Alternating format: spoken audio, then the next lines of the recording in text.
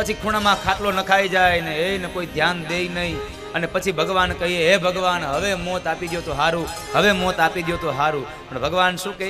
જે સમયે જે કામ સારું લાગતું હોય ને એ સમયે એ કામ માણસે કરી લેવું જોઈએ. જે સમયમાં જે કામ શોભે એ કામ કરાય. આપણી આવરદાના 4 વિભાગો પાડ્યા છે. આપણી આવરદા મનુષ્યને કેટલા વર્ષની આવરદા છે? 100 વર્ષની. આ 100 વર્ષની 4 ભાગ પાડ્યા છે. ચાર પ્રકારમાં ડિવાઈડ કર્યા. 25 વર્ષના 4 વિભાગો પાડ્યા. 1 વર્ષથી 25 વર્ષ, 26 થી 50, 51 થી 75, 76 થી 100. હવે સમજો આમાં શું કરવાનું આ 100 વર્ષમાં. જો કે હવે તો આપણા પદાર્થો ખાવા પીવાની રેકી ટેકી ગઈ, ન ખાવાના પદાર્થો ખાવા માંડ્યા એટલે માણસની આવરદા આપોઆપ ઘટી ગઈ. આવરદા ઘટી એટલું નહીં હો, માણસની હાઈટ ઘટી ગઈ છે. હા, આ યાદ રાખજો. આજનું વિજ્ઞાન એમ કહે છે કે આંબલીનું પાણી અને ગરમ મસાલો ભેગો કરીને ખાવ એટલે સીધી જ બ્લડના ઝીંક ઉપર અસર કરે અને માણસની હાઈટ ઘટાડે. તમે પેલાના જુઓ, એને કોઈ દી બર્ગર પીઝા નહોતા ખાતા, એને કોઈ દી મંચુરિયન નહોતા ખાતા, એટલે એને બધાની હાઈટ જુઓ 5 ફૂટથી અપ જ હતી. આ બર્ગર પીઝા અને મંચુરિયન આવી ગયા ને એમાં માણસની હાઈટ ઘટી ગઈ. આ 5 ફૂટનો 5.5 ફૂટનો હતો ત્યાંથી આવી ગયો 4 ફૂટ 4.5 ફૂટે. આ મને એમ થાય છે આ રોજ આ માણસની હાઈટ ઘટતી જાય છે. આ એક દી બધા ફૂટના થઈ જાવું તો આ ટ્રેક્ટર ને આ મર્સિડીઝ ને આ ઇનોવા હાંકશે કોણ? આ પગ નહીં આંબે કોણ હાંકશે? પછી અપગ નહીં હોય તો એક્ટિવામાં સાઈડના વ્હીલ નખાવા પડશે. ક્યાં જશે? ન ખાવાના પદાર્થો ખાધા. ને પાણીપુરી વાળાની લારીએ જઈને ને શાકભાજી લેવા જઈને એટલે શાકભાજી પછી દેખાય, પેલા ઓલો ભાઈઓ દેખાય, પેલા ઈ દેખાય આપણને. હાલને 5 રૂપિયાને ખાઈ લઉં પછી શાક લઉં એટલે હરખું ગોતવાની મજા આવે. શાક ઓલું પાણીપુરીનો ટેસ્ટ હોય ને. જીવનમાં સુખી થવું હોય ને તો 3 વાત યાદ રાખજો. જ્યાં ત્યાં ન ખાવું, જ્યારે ને ત્યારે ન ખાવું, અને જેન તે ન ખાવું. પુષ્ટિ સંપ્રદાયમાં શ્રીમદ વલ્લભાચાર્ય મહારાજ કહે છે ભોજનમાં 3 વસ્તુઓની ખાતરી કરવી. પહેલી વાત તો પવિત્ર સ્થાનમાં બનેલું ભોજન ખાવું. બીજી વાત પવિત્ર ભોજન જમવું, સાત્વિક ભોજન જમવું. અને ત્રીજી વાત પવિત્ર માણસના હાથે બનેલું ભોજન જમવું. મને તો બેનોની એ વાતનું હસવું આવે. એ પાણીપુરી ખાઈ લે ને પછી તીખી લાગે ને પછી હું કે હે ભાઈ આ પાણી ક્યાં છે? પેલું પાણી બતાવે, જો આ ટીપ ભરી. એ નહીં કે મિનરલનું નથી. તે ઓલા એ જો હાથ અડધો બોલીને દેતો તો મિનરલ હતું. એ ખાતા જાય ને વળી પાછા કહેતા હે ભાઈ બડી બડી મોટી મોટી પૂરી દેના. ઘડી કી હિન્દી પાછી થઈ જાય. મોઢામાં પાણીપુરી નાખે, અડધું પાણી મોઢાની બહાર નીકળે. એમાં તીખું મરચું આવી ગયું હોય તો આંખમાંથી પાણી જાય ને. પણ યોગ્ય સમય થાય તો ભલે પાણીપુરી ખાવ, વાંધો નથી, ઘરે બનાવીને ખાવ, બહાર ખાવ, મને કોઈ વાંધો નહીં, તમારું જીવન છે. પણ યોગ્ય સમય થાય તો પછી પાણીપુરી બંધ કરી દેવી. હા, મોઢામાં દાંત ન રહીને પછી પાણીપુરી ખાવા ન જવાય. અને મોઢામાં દાંત ન હોય ની પાણીપુરી ખાતો એટલે એની સામે કોઈ દી ઊભું ન રહેવું.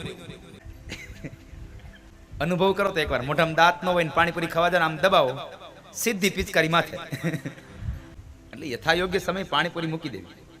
પાણીપુરી નહીં સાહેબ, બધી વસ્તુનો યથાયોગ્ય સમયે જ એનો ઉપયોગ થાય તો સારી લાગે. 1 વર્ષથી 25 વર્ષ તમારે સરસ્વતી નદીના કિનારે રહેવાનું. 4 નદીઓ બતાવી છે, યાદ રાખજો. 4 અવસ્થા, 4 નદીઓ અને 4 તમારા પ્રકાર બતાવ્યા, 4 પહાડો બતાવ્યા છે. પહેલી વાત, 1 વર્ષથી 25 વર્ષ તમારે સરસ્વતી નદીના કિનારે રહેવાનું. 25 વર્ષ સુધીમાં જેટલું ભણવું હોય એટલું ભણી લેવાય. પછી 50 વર્ષ સુધી ભણવા ન બેહાય. એ તો સરકાર તો ચાલુ કરે, એની બિચારાની ઈચ્છા હતી કે આ જગતનો તમામ જીવાત્મા ભણે એટલે એને ચાલુ કર્યું હતું પ્રૌઢ શિક્ષણ. હવારે દીકરાનો દીકરો ભણવા જાય અને સાંજે દાદા ઉપડે. પછી પાકા ઘડે કોઈ દી કાંઠા ચડે નહીં. ભણવું જ હોય તો લઘુ વયમાં, એટલે નાની ઉંમરમાં ભણી લેવાય. એટલે 7મા ધોરણમાં પ્રાથમિક શાળામાં કવિતા આવતી, વિચાર્યું નહીં લઘુ વયમાં પછી વિદ્યા ભણાથી શું. વિચાર્યું નહીં લઘુ વયમાં પછી વિદ્યા ભણાથી શું. સુકાણા મોલ સૃષ્ટિ તણા પછી વૃષ્ટિ થયાથી શું. યથાયોગ્ય સમયે બધી વસ્તુ કામ આવે. યથાયોગ્ય સમયે જ વસ્તુ કામ આવે. તમે ખેતરમાં દાણા વાવી દો અને વરસાદની રાહ જુઓ અને ખેતરમાં વાવેલા દાણા બધા દાણા ફૂટી જાય અને બળી જાય અને પછી મુશળધાર અનરાધાર વરસાદ થાય. શું કામનો? સુકાણા મોલ સૃષ્ટિ તણા પછી વૃષ્ટિ થયાથી શું. અરે ગજબ હાથે ગુજારી પછી કાશી ગયાથી શું. દુનિયામાં બદનામી પછી નાસી ગયાથી શું. પાપ કરવામાં પાછું વાળું જોયું નહીં અને પછી તમે કહે હાલો હવે કાશી ગંગામાં નાહી આવીએ, તો એમ ગંગાજી તમારા પાપ નહીં ધોઈ નાખે. ગજબ હાથે ગુજારી પછી કાશી ગયાથી શું. અને એકવાર દુનિયામાં બદનામી મળે પછી તમે ગમે ત્યાં વયા જાવ, એ બદનામી પછી જાય નહીં. મળી દુનિયામાં બદનામી પછી નાસી ગયાથી શું મળે સાહેબ? નિવૃત્તિનો માર્ગ બતાવ્યો છે. 1 વર્ષથી 25 વર્ષ સરસ્વતી નદીના કિનારે રહેવાનું, વિદ્યાભ્યાસ મેળવવાનો. 26 વર્ષથી 50 વર્ષ તમારે નર્મદાના કિનારે રહેવાનું. અને નર્મદાનો કિનારો એટલે ભૌતિક સાધનો છે. આ લૌકિક જગતમાં તમામ ભૌતિક સુખોને ભોગવી લો 50 વર્ષ સુધી. અને ત્યારબાદ 51મા વર્ષમાં પ્રવેશ થાય એટલે યમુનાના કિનારે જવાના. અને એ યમુનાનો કિનારો એટલે મહાપુરુષો એને આધ્યાત્મિક અર્થમાં ભક્તિ કહે છે. એ ભક્તિનો કિનારો એટલે 51મા વર્ષમાં જઈને એટલે બીજું કાંઈ ન મુકરાય. આ સંસારની તમામ જવાબદારીઓ દીકરાને સોંપી દઈ અને ભક્તિના નામની માળા હાથમાં લઈ લેવાય. પણ આપણે તો જેમ જેમ મોટા થતા જઈએ ને એમ આપણને એમ થાય આપણે આમ કરીએ તેમ કરીએ. રોજ તમે નાના થાવ છો સાહેબ. તારી આવરદા રોજ ઓછી થાય, સમજ તો સારું છે. રોજ ઓછી થાય, સમજ તો સારું છે. તારો અવતાર એળે વયો જાય, સમજ તો સારું છે. સમજ તો સારું છે. બાળપણમાં તું બેફામ થઈને ફર્યો, બાળપણમાં તું બેફામ થઈને ફર્યો. ખૂબ ખાધું પીધું ને વળી રમતો ફર્યો. ખૂબ ખાધું પીધું ને વળી રમતો રહ્યો. રમત ગમતમાં રહ્યો લોભાઈ, સમજ તો સારું છે. રમત ગમતમાં રહ્યો લોભાઈ, સમજ તો સારું છે. તારી આવરદારો જો ઓછી થાય, સમજ તો સારું છે. તારી આવરદા રોજ ઓછી થાય, સમજ તો સારું છે. પદ તો બહુ લાંબુ છે પણ મારે તમને જે સમજાવવું છે ને એની વાત કહું. વળ્યો વાંકો ને હાથમાં લીધી લાઠી, વળ્યો વાંકો ને હાથમાં લીધી લાઠી. આવ્યું ઘડપણ ને દશા તારી થઈ છે માઠી. આવ્યું ગઢપણ ને દશા તારી થઈ છે માઠી. તારો ખૂણામાં ખાટલો ઢળાય, સમજ તો સારું છે. તારો ખૂણામાં ખાટલો ઢળાય, સમજ તો સારું છે. તારો અવતાર એળે વયો જાય, સમજ તો સારું છે. જ્યારે ગઢપણ આવે ને પછી ખૂણામાં ખાટલો ઢળાઈ જાય, પછી આપણે એને પીડાતા હોય ને તો ઘરના લોકો કંટાળી જાય, હવે આ જાય તો સારું, હવે તો આમાં છૂટીએ તો સારું. હવે ઘરના ને પરના કંટાળી ગયા, હવે ઘરના ને પરના કંટાળી ગયા. તને વાલા હતા ઈ તો વેરી થયા, તારા પુત્રો પરાયા બની જાય, સમજ તો સારું છે. તારા પુત્રો પરાયા બની જાય, સમજ તો સારું છે. એટલે યોગ્ય સમયે સમજી જવાની જરૂર છે. પછી ખૂણામાં ખાટલો નખાઈ જાય ને એને કોઈ ધ્યાન દે નહીં, અને પછી ભગવાન કહીએ હે ભગવાન હવે મોત આપી દો તો હારું, હવે મોત આપી દો તો હારું. પણ ભગવાન શું કહે? કર્યા કર્મો ના લેખા લેવાય, સમજ તો સારું છે. કર્યા કર્મો ના લેખા લેવાય, સમજતો સારું છે. ની વાત તમને છેલ્લી કહું સાહેબ, ભજનમાં રહો તમે મેલી સાહેબ. આ બીજી લૌકિક વાસનાઓને છોડી દઈ અને ભગવાનમાં યજનમાં તમે સાત્વિકતાથી રહો. ઈશ્વરનું યજન કરો બા, પરમાત્માના નામનું સ્તવન કરો. ઋષભદેવજી મહારાજે નિવૃત્તિનો માર્ગ બતાવ્યો. 51મા વર્ષમાં પ્રવેશ થાય એટલે ભક્તિનો કિનારો, યમુનાનો કિનારો લેવો અને પછી અંદરથી જ્યારે લાગી આવે કે લાગે છે કે હવે નજીક આવ્યું, ત્યારે સંન્યાસ ભોગવવો સાહેબ. ગંગાના કિનારે જવું, સંન્યાસ ભોગવી લેવો, સંન્યાસ લેવો. આ 4 અવસ્થામાં સરસ્વતી, નર્મદા, યમુના અને ગંગા. પણ અમે તો અહીંયા આટલું કઈ કઈ થાકીએ, પણ જેવા બહાર જઈને ત્યાં પાછી ઓલી બગાહુ ચોટી જાય છે, સંસારની વાસનાઓ ચોટી જાય છે. હા, તમને જ્ઞાન લાગે છે, પણ કેટલી ઘડી કથા મંડપમાં બેહો એટલી ઘડી તમને ક્યારેક ક્યારેક તેમ થઈ જતું છે કે દાદા એ કીધું બરાબર છે, હવે તો આમ જ કરાય. ઘોડ્યું બધું છોકરાઓને હોપી દેવું છે અને આપણે એને લેર ન કરી તંટાણા ખાઈએ ને બાકી મોજ કરીએ, આપણે ક્યાં ક્યાંય કમાવા જાવ. આટલું લાગી જાય, પણ જેવા બહાર જઈને ત્યાં પાછું બધું યાદ આવી જાય. હાલ ઘરે પછી જાવ, પેલા વાડી આટો મારતો જાવ, સીધા વાડી ઉપર. બધાની અંદર જ્ઞાન સમાયેલું છે, પણ આ જ્ઞાનને કોઈ બહાર કાઢતું નથી સાહેબ. જ્ઞાનને કોઈ બહાર નથી કાઢતું. બધાયને સ્મશાન વૈરાગ્ય જેવું છે સાહેબ. આપણે સ્મશાનમાં જઈએ એટલે શું કરીએ? 2-5 જણા અહીંયા બેઠા હોય, 2-5 જણા અહીંયા બેઠા હોય, 2-5 અહીંયા બેઠા હોય અને ત્યાંથી આપણે વાતો કરતા હોય. હે ને, શું વાતો કરીએ? અરે બિચારો કેટલું મહેનત કરીને કેટલું ભેગું કર્યું, પણ જ્યાં વાપરવાનો સમય આવ્યો ને ત્યાં બિચારો ઈ જ વયો ગયો. શું વાપરે? આ ભેગું કરેલું છોકરા આવે કોણ જાણે ક્યાં વાપરે. આપણું કદાચ આવું થાય તો કઈ ખબર. એને કરતા ઘોડ્યું બધું ને એને છોકરાને હોપી દઈ અને આપણે ભગવાનનું ભજન કરીએ. એટલું વૈરાગ્ય લાગી જાય, આપણને થાય કે આ ઘરે જઈને ત્યાં બાવો નથી જતો હારો, આ ઘર ન છોડી દે તો હારો, ઘર ન છોડી દે. પણ જેવો સ્મશાનમાંથી નીકળે અને ગામના પાદરમાં આવે ને ડંકી નીચે નાઈ લે એટલે બધું વૈરાગ્યનું નંજન ધોવાઈ જાય.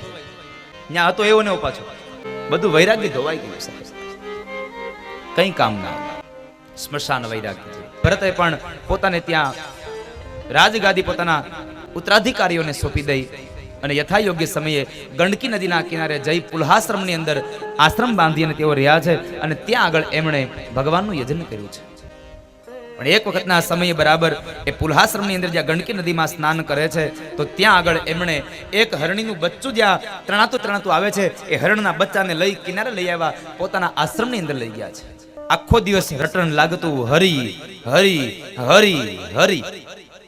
પણ જેવું અહીંયા હરણનું બચ્ચું એના હાથમાં આવ્યું અને એમાં જ્યારે જરાક જીવ પોરવાયો એટલે ધીમે ધીમે હરી હરી છૂટતું ગયું, છૂટતું ગયું, છૂટતું ગયું અને અંતે લાગતું ગયું હરિણ હરિણ હરિણ. અને શું થયું? આનું એક જ વસ્તુ બની સાહેબ કે જ્યારે હરિણ હરિણ લાગી ગયું ને તો હરણને હરીમાંથી ચિંતન છૂટ્યું અને હરિણ હરિણ લાગ્યું અને હરિણ હરિણ કરતા કરતા એક દિવસ જ્યારે હરણનું બચ્ચું એને છોડીને વયું ગયું ને તો હરણની અંદર દોડતા ગયા, પાગલ બન્યા અને જંગલોમાં રડતી આંખોમાં હરિણ હરિણ હરિણ કહે છે. હરિણ હરિણ કરતા કરતા પોતાનો દેહ કાળ નજીક આવ્યો, અંતકાળ નજીક આવ્યો અને જ્યારે મૃત્યુનો સમય આવ્યો ને ત્યારે હરી હરી ન થયું, હરિણ હરિણ થયું અને હરિણને લઈ અને અંતે મૃત્યુ પામ્યા. એ ભરતજી મહારાજ મર્યા તો ખરા, પણ બીજા જન્મની અંદર એ હરિણ બન્યા છે, કાલંજર પર્વતમાં હરણ બન્યા. વિચાર કરો, એક વખત માત્ર નામ ચૂકી ગયા, એક શબ્દનો ફેર પડી ગયો, હરિ હતું એમાંથી હરિણ થઈ ગયું. શું થયું? બીજા જન્મે હરણનો અવતાર મળ્યો. એક નામ એક શબ્દનો ફેર પડે અને આખો હાથમાંથી મોઢા સુધી આવેલો કોળિયો જૂટવાઈ જાય સાહેબ. તો આપણને તો આ વખતે ભગવાને માણા બનાવ્યા છે, માટે માણા થઈને રહેજો. કોઈ કઈ જિંદગીમાં બીજું કઈ કરો કે ન કરો, પણ જિંદગીમાં કોઈ આપણને કઈ ન જાય એલા ભાઈ માણા થાને, બસ આટલું જીવન જીવજો. કોઈ કઈ ન જવા જોઈએ માણા થાય. કારણ હું કામ કીધું? એને માણા નહીં લાગતા હોય આપણે? માણસ તો લાગીએ છે સાહેબ, પણ માત્ર શરીરથી માણસ લાગીએ છે, સ્વભાવથી પશુ બની ગયા છે. અને જો આ જન્મમાં તમે ભૂલ ખાઈ ગયા ને તો આવતો જન્મારો કઈ યોનીમાં જશે કઈ નક્કી નહીં. તમે ખાલી વિચાર તો કરો એટલો કે આ 84 લાખ યોની છે, આ 84 લાખ યોનીમાં એકાદી યોનીમાં આપણો વારો આવશે તો આપણી દશા શું થાય? ગમાણમાં બંધાવાનો વારો આવશે, આ કૂતરા બનીશું, બિલાડા બનીશું, પક્ષીઓમાં વારો આવશે, પશુઓમાં વારો આવશે. શું દશા હશે આપણી? માઠી દશા હશે. માટે માણસ બનજો સાહેબ. એક જગ્યાએ એક પ્રવચન હાલતું હતું, મહાત્માજી પ્રવચન કરતા હતા.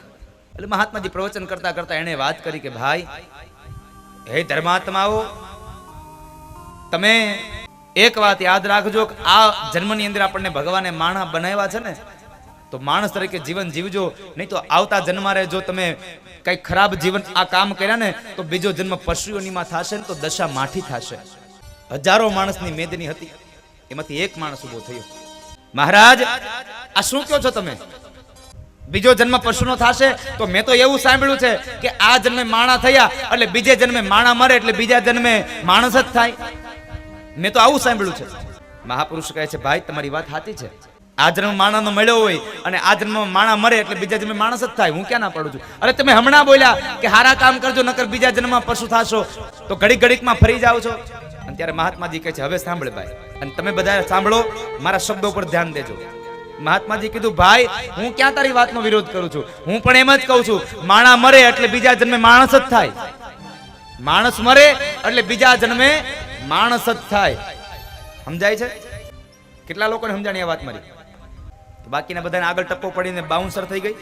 સમજાવું, આ જન્મે માણસ મરે તો બીજા જન્મે માણસ થાય. આ જન્મમાં માણસ બનાવ્યો હોય પણ માત્ર શરીરથી હોય, જીવન પશુનો જીવો હોય તો આવતા જન્મે પશુ જ થાય. એમાં કોઈ પણ પ્રકારનો સંદેહ નથી સાહેબ, કોઈ સંશય નથી. માણસ મરે તો માણસ થાય, માટે માણસ બનજો. કોઈ કઈ ન વયો જાય એલા ભાઈ માણસ થા ને, આટલું તો જીવન જીવજો જો. અને કોઈ એક વખત કઈ જાય ને માણા થા એટલે સમજી જવું કે આપણે માણામાં નથી, આપણે માણામાં નથી, હવે આપણે માણસમાં નથી સાહેબ. હરિણ હરિણ કરતા કરતા મૃત્યુ પામ્યા એટલે હરિણ બન્યા છે. એ સમયમાં પણ એ જન્મમાં પણ એને જ્ઞાન હતું.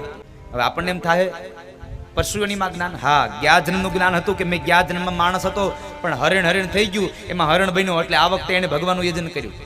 ત્યાર પછી હરણનું શરીર છૂટ્યું અને બીજો જન્મ એને પ્રાપ્ત થયો. એ બીજો જન્મ એના માટે હતો અંગીરા નામના ગોત્રના બ્રાહ્મણને ત્યાં બે પત્નીઓ, એમાં એક પત્નીને એક મોટો દીકરો હતો અને બીજી પત્ની હતી એને એક જોડલું થયું, એક દીકરી અને એક દીકરો. જે જોડલામાં જે દીકરો છે એ ભરતજી મહારાજ છે. આ જન્મે પણ એને જ્ઞાન છે, આ જન્મમાં જ્ઞાન થયું. એ જન્મમાં પણ એને ભગવાનની ભક્તિ કરી, ભગવાનની ભક્તિ કરી, ભગવાનની ભક્તિ કરતા કરતા મોટા થયા છે.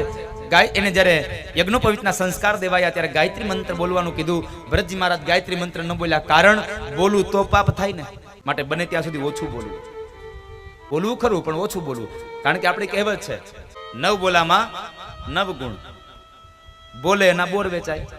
આમાં કરવું હું તો કહે છે જ્યારે સમય આવે ને ત્યારે બોલવું ને એ બરાબર છે, પણ સમય વગરનું બોલ્યા કરવું ને એ ખોટું છે.